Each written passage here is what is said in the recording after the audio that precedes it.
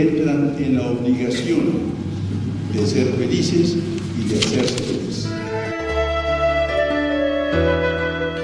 Cordial saludo para todos nuestros radioescuchas que semana a semana muy fielmente nos acompañan en este subprograma Al abrigo de un sueño, que tiene como objetivo resaltar la figura, la vida, la obra y el pensamiento del padre Rafael García Herreros, fundador del Minuto de Dios. Como en los programas anteriores, estamos aprovechando algunos de los cuentos del padre Rafael en una versión radiodramatizada que en algún momento hizo la Escuela de Medios de la Facultad de Ciencias de la Comunicación de Uniminuto. Y hoy vamos entonces a escuchar dos relatos breves, cortos, y vamos a comentar con mi compañero Eduardo cada uno de los relatos. El primer relato se llama el año 2050, pero antes de escucharlo, un cordial saludo para ti, Eduardo. Muchísimas gracias a ti y a todos los que nos escuchan en este programa del día de hoy. Vamos a tener un tema muy interesante, una conexión, un protagonista que conocemos y que vamos a encontrar una mirada que él mismo hace de su acción, de su trabajo, de lo que ha venido desarrollando. Bueno, entonces procedemos a escuchar el primer audio. El año 2050. Estamos en el año 2050. Hemos adelantado en un siglo extraordinariamente. Ya no hay rastros de la miseria antigua. No podemos quejarnos por falta de ferrocarriles, de aviones, de transportes, de medicina. Solamente nos queda el quejarnos íntimamente de la soledad, de la tristeza, de no saber cuál es nuestro origen y cuál es nuestro fin.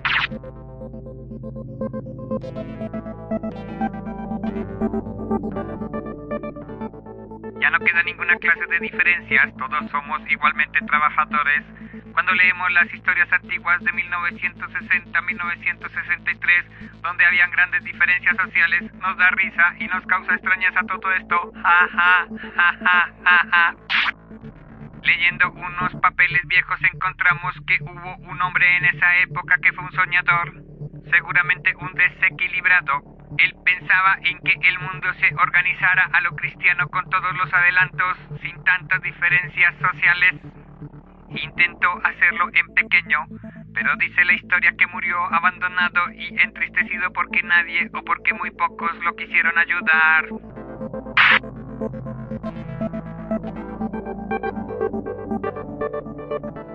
Cuando yo, que soy un representante de esta nueva civilización en que tenemos trabajo para todos, pan para todos, riqueza para todos y Dios para nadie, cuando yo pienso en ese soñador que murió abandonado, trato de hacer algo.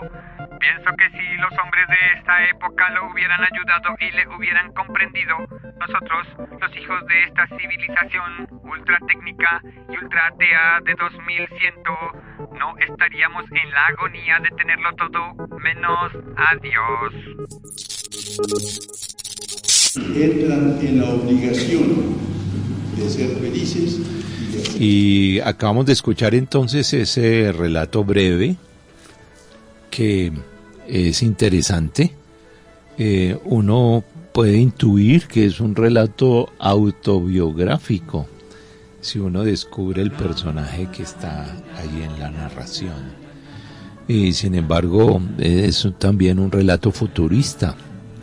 No tenemos la precisión del año en que fue escrito este relato, pero lo proyecta el padre Rafael al 2050, o sea, bien al futuro, porque ni siquiera hemos llegado allá con relación a la fecha en que lo escribió.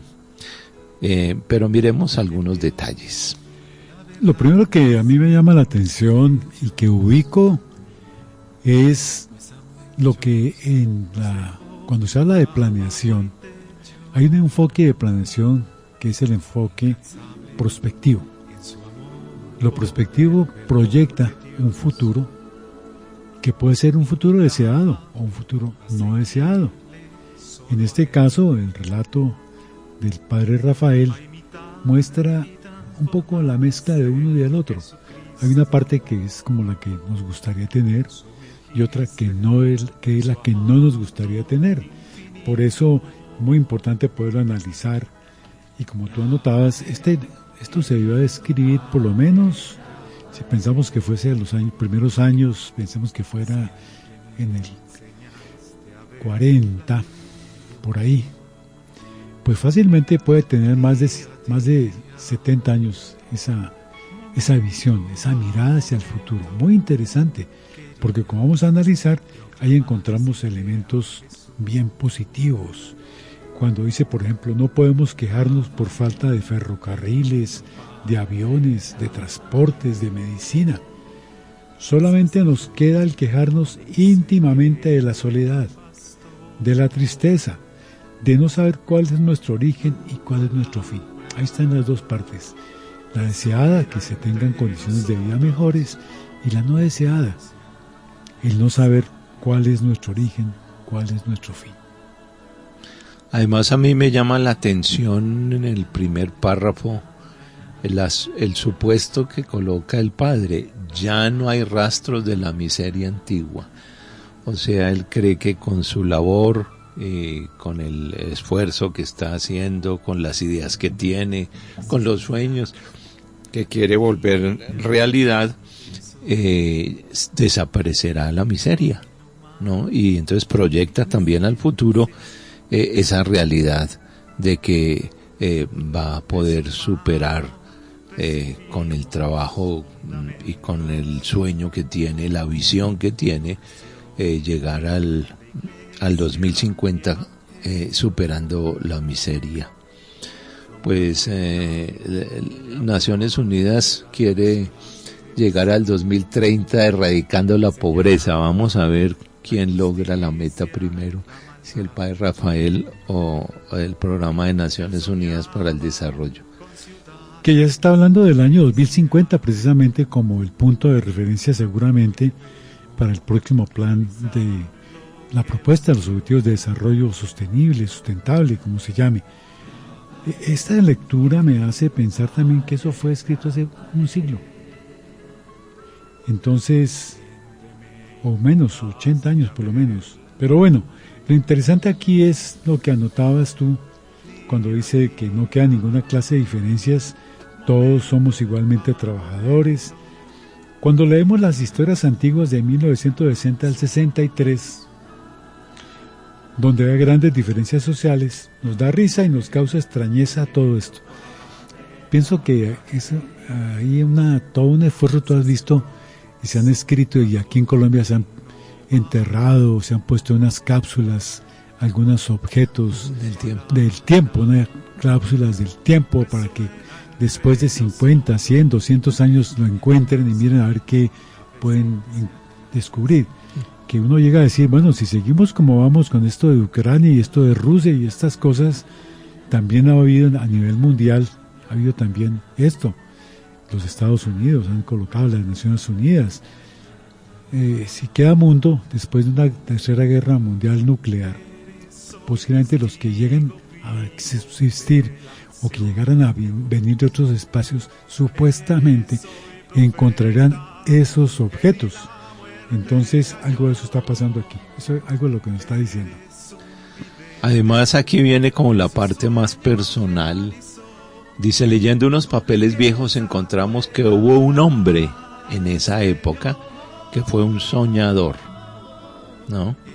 Este es una selfie, sí. Una selfie literaria, en el sentido de que él se está describiendo allí como el soñador que era. Seguramente un desequilibrado, un poquito duro con él mismo.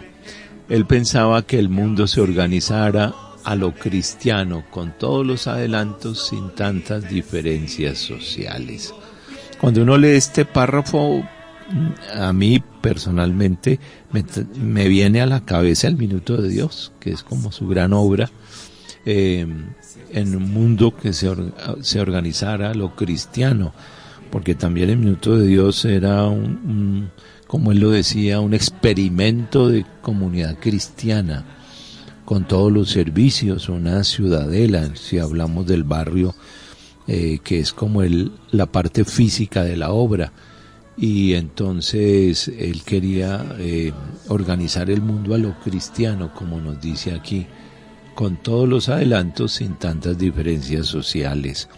Esa fue la pretensión del padre al fundar la obra y al fundar el barrio, que hubiera promoción humana, que hubiera trabajo para todos, que hubiera educación, que es uno de los ejes, consideraba él, del desarrollo humano, que puede ayudar a la gente a salir adelante. Y entonces en este párrafo de este relato encontramos pues esa aspiración y ese sueño y esa visión del padre de poder realizar, cristalizar una experiencia o como él lo llamaba, un experimento de comunidad cristiana. Y por eso cuando leemos o escuchamos lo que sigue en el relato, uno encuentra ahí la experiencia de lo que se ha llamado los pioneros. Los pioneros son aquellas personas que se atreven, animados por un sueño, por un ideal, a empezar a romper una manera de actuar, de pensar, de desarrollar las cosas, a pensar diferente, a abrir otro camino. Un pionero, por eso entonces, como llega a decir, un soñador. Los pioneros son soñadores, ven cosas que los demás no vemos. Y eso los lleva precisamente a que algunos los consideren como desequilibrados, como que estos no son de este tiempo, que se estarán fumando, que estarán tomando, que estarán haciendo. Y entonces dice, por eso lo que dice a continuación me parece que es un reflejo. Intentó hacerlo en pequeño, el barrio, pero dice la historia que murió abandonado y entristecido porque nadie o porque muy pocos lo quisieron ayudar. Y aquí está la situación que pasa con muchos pioneros, muchos que abren hoy los que llamamos las innovaciones, los experimentos sociales nuevos, se encuentran con dificultades de ese estilo, que al comienzo nadie cree, piensan que están desequilibrados, piensan que son soñadores, que lo que están proponiendo como que no tiene sentido. La resistencia al cambio aquí siempre se ha hecho de esta manera, eso no funciona. Todos esos argumentos hacen precisamente como que llega a pensar que esto que llega a afirmar él, murió abandonado y entristecido. Y posiblemente las circunstancias del momento en que escribió podrían ser de ese estilo. Él, como pionero, se encontró con situaciones, con ambientes, con grupos que no creían, que no aceptaban, pensaban que no era posible eso que él estaba proponiendo. Y por eso dice, y porque muy pocos lo quisieron ayudar. Pues la historia nos enseña que al comienzo de esa quijotada del padre de la obra y del barrio encontró resistencias, y entonces él pedía ayudas y no le llegaban ayudas en personas más que en dinero, porque por ese lado sí logró solventar con los pudientes, que él llamaba, las donaciones necesarias para comenzar a construir el barrio. Pero tuvo dificultades y por eso lo manifiesta aquí, porque muy pocos lo quisieron ayudar. O sea, en personas no tenía mucho apoyo y sin embargo él siguió adelante con una tosudez propia de los santanderianos, de sacar adelante un proyecto del cual estaba él convencido. Y sigue diciendo el padre, he pensado que ese hombre tenía razón. Hablando del mismo, es curioso, como si estuviera pensando en voz alta, como si estuviera reflexionando él para él mismo, y entonces esa frase es muy diciente. He pensado que ese hombre tenía razón, o sea que lo que quería hacer, la visión y el sueño que tenía, lo tenía muy claro y muy firme, a pesar de que no, en un momento dado no lo quisieron ayudar. Esa situación confirma o reafirma su propósito, su empeño. Es el propósito que tiene también cualquier pionero. Cuando uno ve, por ejemplo, la historia de muchos avances que se han tenido en la humanidad. Encuentra que esos que pensaron ese avance en un momento determinado no encuentran eco en los que los rodean. Hay la historia famosa de aquel que lo presentó una propuesta de lo que va a ser luego la fotocopiadora, nada menos que a la empresa Kodak, que era la que dominaba el mercado de la fotografía. Y ellos les pareció que eso no tenía sentido, ese bombillo y esos polvitos, eso que iba a servir para hacer algo. Y resulta que se perdieron del gran negocio de las fotocopiadoras. Y Kodak pasó a la historia, realmente. Entonces, cuando esa persona tuvo la idea y persistió y continuó, logró, como dice aquí el padre Rafael, pensó que ese hombre tenía razón. Así es, los grandes innovadores de la historia al comienzo fueron incomprendidos, no fueron entendidos ni apoyados, tal vez porque la gente del común no tenía la misma visión que el pionero, que la persona que estaba proponiendo una ruptura de paradigmas, hacer algo disruptivo, como se dice ahora, algo distinto, algo diferente, en lo cual estaban convencidos y lo sacaron adelante. El ejemplo que nos acaba de dar Eduardo es muy diciente, cómo no creyeron en ese invento y una empresa famosa de la época lo desechó, y sin embargo hoy tenemos que es tan común sacar una fotocopia o una impresión con ese sistema que se había propuesto y que fue desechado por personas que no tenían la misma visión o no tenían ese horizonte, ese mundo que el que se lo inventó sí lo tenía muy claro. Entonces, así ha pasado mucho en la historia de la humanidad. Piensa en Jesús. Sí. Jesús también era un hombre que, como tú decías, una disrupción en ese contexto. Lo seguía porque hacía los milagros, porque daba de comer, le gustaba a la gente, pero no lo entendieron. Su propuesta, apenas los mismos apóstoles tampoco como que lo asimilaron al principio. Después sí, y ha logrado avanzar. Pero esa es la propuesta. Una propuesta que es diferente, generalmente genera en las personas desconfianza. Lo que piensa, lo diverso, lo diferente, cuesta trabajo. Pero bueno, mira lo que termina diciendo entonces después el padre, supuestamente en el año 2050. Sí. Dice, cuando yo, que soy representante de esta nueva civilización en que tenemos trabajo para todos, pan para todos, riqueza para todos y Dios para nadie. Qué interesante esa expresión. Porque uno de los objetivos del padre Rafael para fundar la obra y el barrio era construir justicia, equidad. Y por eso lo refiere aquí, trabajo para todos, pan para todos, riqueza para todos, pero él también anota un vacío espiritual, porque dice, y Dios para nadie. Entonces, como él era sacerdote, esa dimensión de la evangelización estaba muy presente allí, porque no era solo lo material, también él tenía el interés de que las personas, los beneficiarios de esta obra y del barrio, no solamente se beneficiaran materialmente, sino también espiritualmente, porque también era una de las intenciones del padre al fundar la obra. Por eso podemos hablar desde el comienzo del minuto que era propender por un desarrollo integral, no solo lo físico, sino también lo espiritual.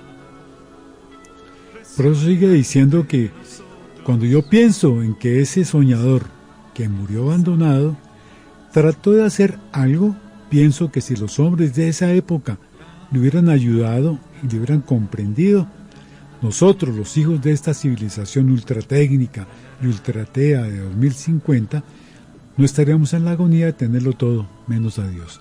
Y ahí está ese toque que el padre Rafael tenía siempre, de siempre proponer, siempre hacer una invitación, siempre conmover al otro para que ayude. Esa invitación que hace, escuchamos en otros momentos, hace a los que tienen recursos, a los que tienen posibilidades para que ayuden al otro. La invitación que hace al maestro para que se quede, bueno, tantas maneras que él tenía de vincular, de convocar, de comprometer a las personas en una tarea, en una misión muy importante, muy valiosa.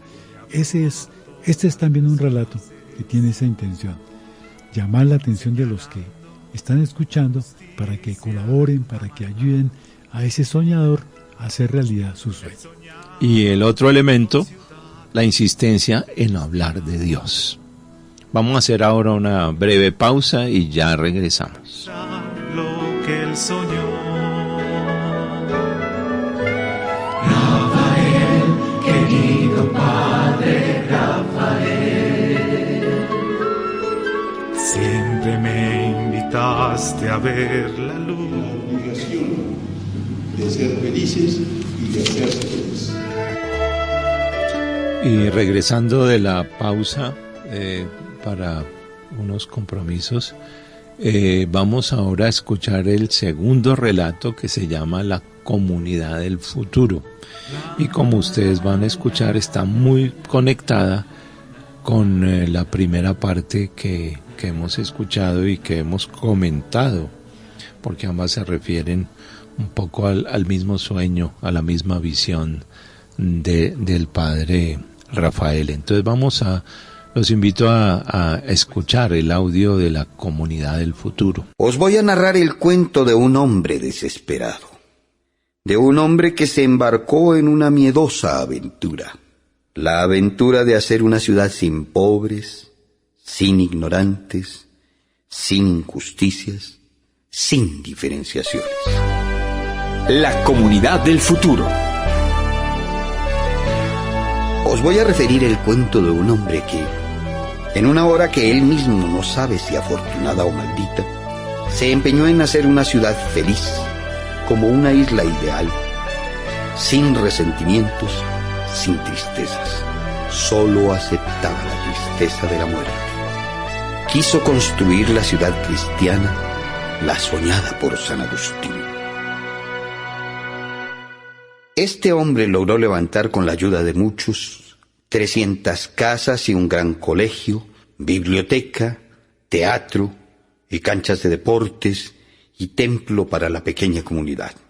Allí regía una disciplina que algunos llamaban férrea y otros juzgaban paternal. No había libertad para el mal y para la ignorancia, ni para el desaseo ni para los vicios. El colegio tenía 900 muchachos estudiando junto con las muchachas. Se estudiaba idiomas, ciencias, artes y moral. Los jóvenes tenían bellos rostros. Habían perdido el color ocre de los que no tienen porvenir. Y habían tomado el color triunfal de quienes miran la vida con seguridad. El hombre de esta aventura había reclutado a los mejores varones que había encontrado para lanzarse a ella. Estaba rodeado de hombres honrados e inteligentes.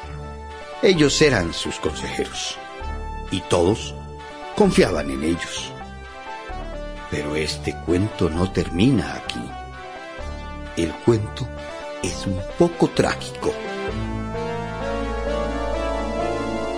El hombre sacaba el dinero de un tesoro oculto que nadie había descubierto antes. Era el tesoro escondido de los buenos, de los generosos. Estos habían confiado en la obra y juzgaban que era la única solución. Sucedió que un día los buenos, los generosos, se atemorizaron infundadamente por falsas y traidoras alarmas. Hombres sin escrúpulos llenaron el ambiente de miedo y de espantos seniles. Es algo ridículo y despiadado lo que se rumoraba en la capital. Los traidores creaban diariamente esas especies porque solo buscaban la destrucción de la patria. Aún los hombres buenos y generosos querían ocultar sus tesoros y sellarlos. Pero cuando lo fueron a hacer no lo pudieron realizar. Porque cuando una vez se ha abierto un corazón al bien, a la belleza, al deber, no puede ya sellarse nunca. El amor y la generosidad se convierten en una fatalidad divinamente inevitable y los buenos no pudieron cerrar su tesoro. Comprendieron que todo era una tentación diabólica, la peor de todas, la del miedo a comprometerse, miedo a dar, miedo a amar. Y los buenos volvieron a abrir sus tesoros. Y la pequeña comunidad se fue ampliando hasta llegar a ser el principio de algo maravilloso, la comunidad del futuro. Este es el extraño cuento del hombre desesperado que indefectiblemente tiene que terminar lleno de optimismo y de esperanza en Dios y en vosotros. Entran en la obligación de ser felices y de hacerse felices. Bueno, y habiendo escuchado el audio, la narración, vamos con mi compañero Eduardo a hacer algunos comentarios de este texto de la comunidad del futuro, que es bien interesante también y tiene muchas conexiones con el relato de la primera parte de nuestro programa. En este relato, en este cuento, en esta historia que nos hace el padre Rafael, que nos comparte, pues la conectamos con la anterior. El anterior relato era del 2050 y este nos muestra como el proceso, cómo ese hombre, ese soñador que estaba un poco desequilibrado pensaba. Ahora es un hombre que presenta como un hombre desesperado, un hombre que se embarcó en una miedosa aventura, la aventura de hacer una ciudad sin pobres, sin ignorantes, sin injusticias, sin diferenciaciones. ¡Qué maravilla! Sí, eso parece una locura, eso parece algo que alguien que perdió el juicio, pero es un sueño, es una utopía, es un anhelo. Es lo que mueve realmente a una persona y a una comunidad y a un grupo a avanzar, a darle respuesta a una situación que se está viviendo. Necesitamos eso. Recordemos, nos lo va a citar aquí el padre Rafael San Agustín en un momento determinado, por ahí en los años 412 y 426. Dura 15 años escribiendo La ciudad de Dios, San Agustín. Y también podemos pensar en Tomás Moro cuando escribe aquella obra, Utopía, proponiendo también un mundo mejor, un mundo donde hay igualdad, donde no hay pobreza, donde las personas se ayudan, se colaboran.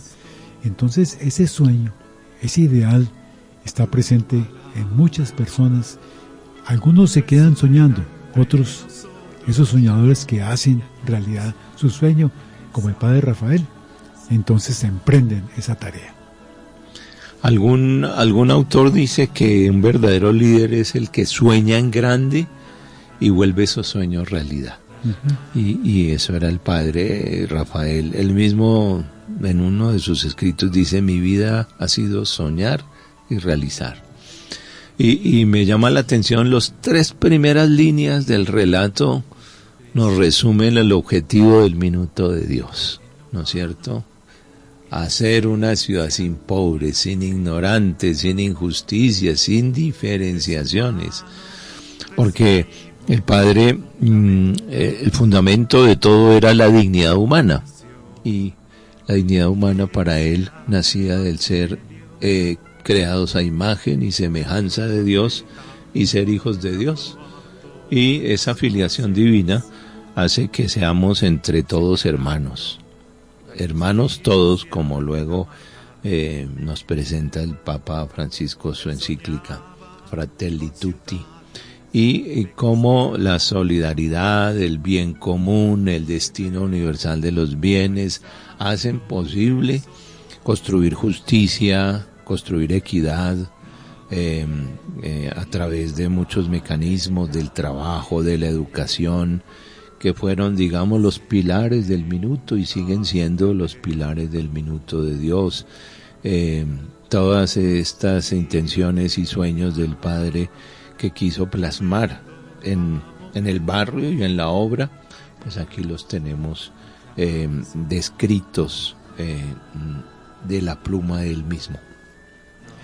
Si en el cuento anterior que escuchábamos decía que no lo habían ayudado, en este va por otro camino, porque aquí dice que este hombre logró levantar con la ayuda de muchos 300 casas, un gran colegio, biblioteca, teatro y canchas de deportes y templo para la pequeña comunidad. Entonces aquí está otra posición, la del que reconoce la ayuda de otros y con esa ayuda ha logrado cristalizar parte de su sueño, porque es más grande el sueño, pero por lo menos va en ese camino de ayudar a que haya personas para construir una ciudad feliz, como una isla ideal, sin resentimientos, sin tristezas, donde solamente se acepta la tristeza de la muerte porque es inevitable, pero el resto es construir una sociedad que es fraterna, solidaria, con justicia, donde hay paz, donde hay reconocimiento, donde todos se encuentran, como tú anotabas, Hans, el que son hijos de Dios y viven de acuerdo a esa dignidad.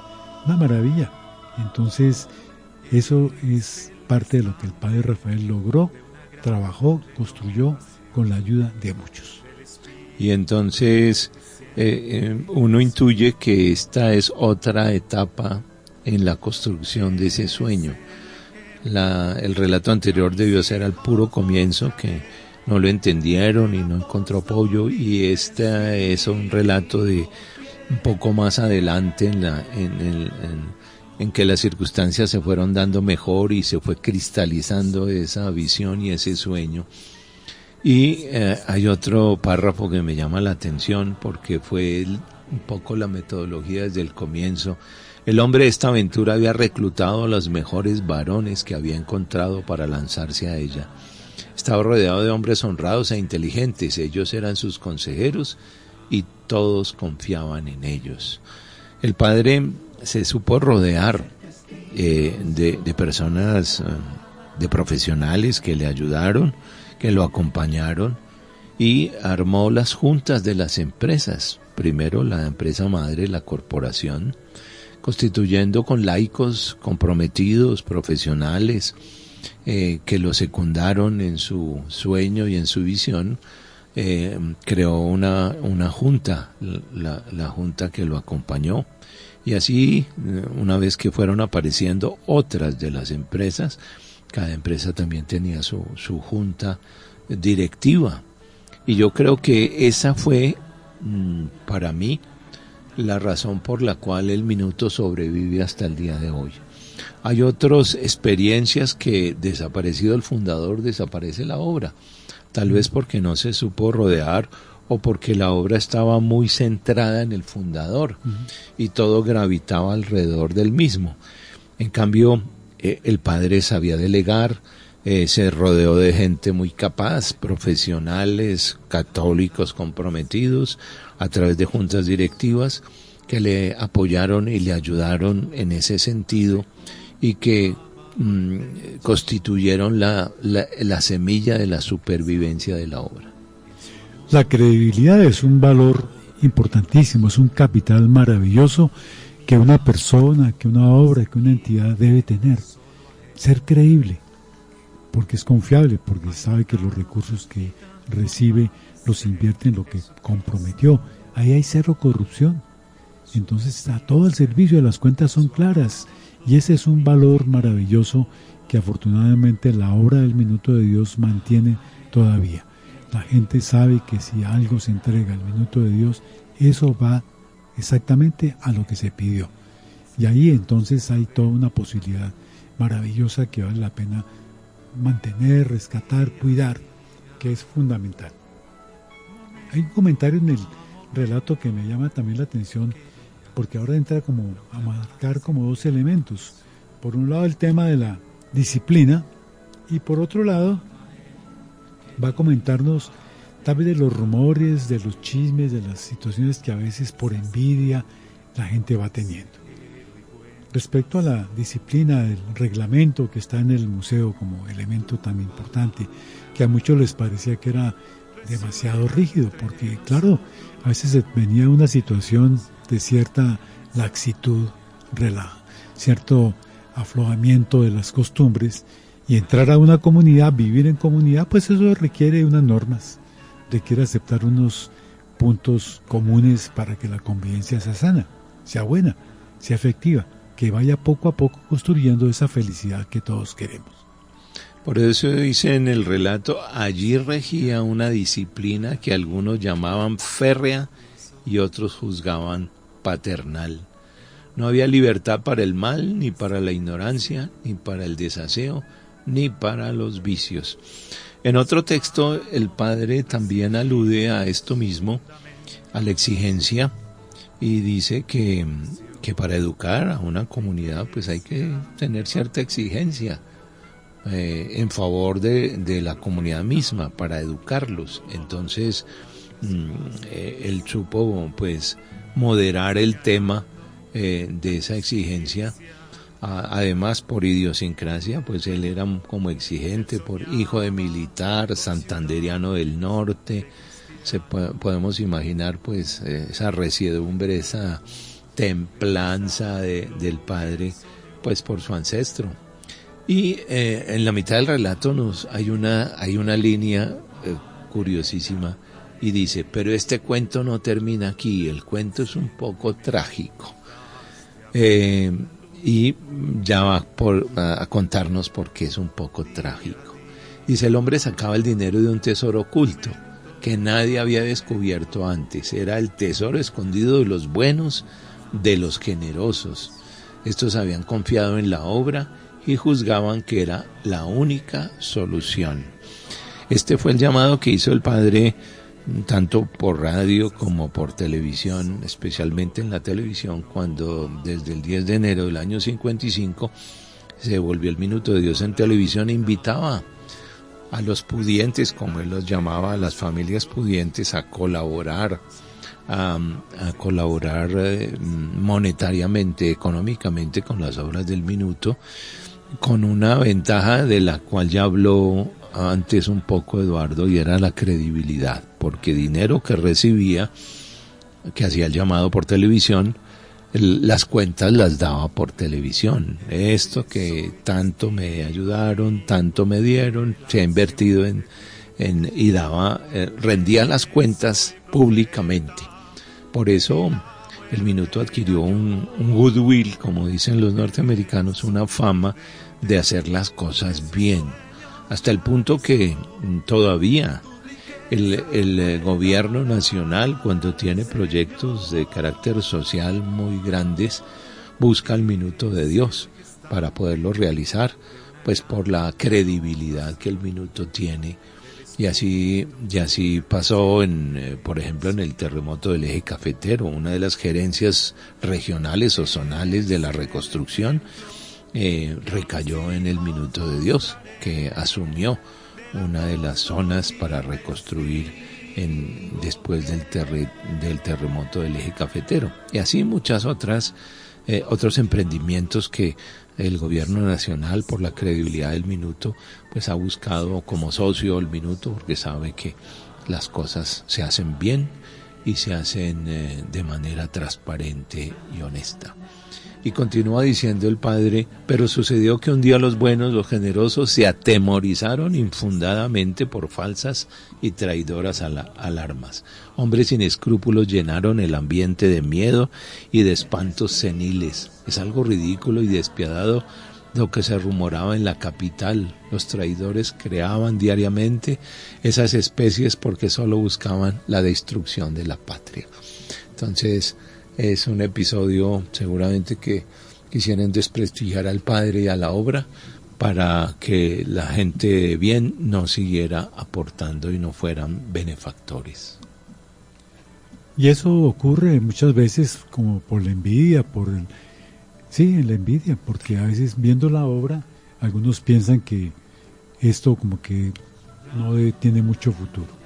Pero bueno, de todas maneras, lo cierto es que con las obras, con lo que él iba haciendo, como estaba aquí, de ese colegio que tenía 900 muchachos que estudiaban idiomas, ciencias, arte, que trabajaban también con la moral, que esos muchachos ya no eran los muchachos que estaban muertos de hambre, sino que se notaba en ellos que había vida.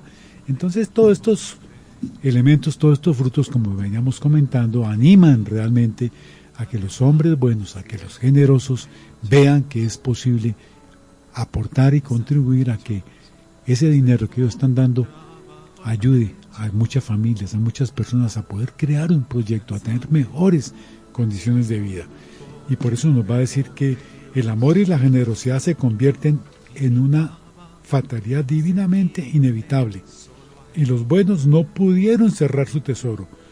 Comprendieron que todo era una tentación diabólica, la peor de todas, la del miedo a comprometerse, miedo a dar, miedo a amar.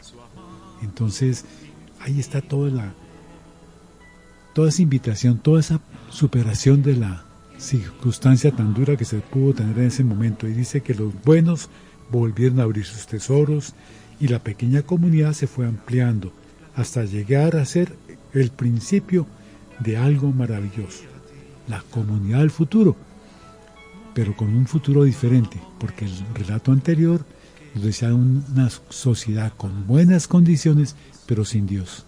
Y esta propuesta del Padre Rafael del Minuto de Dios es unas mejores condiciones de vida, pero con Dios presente.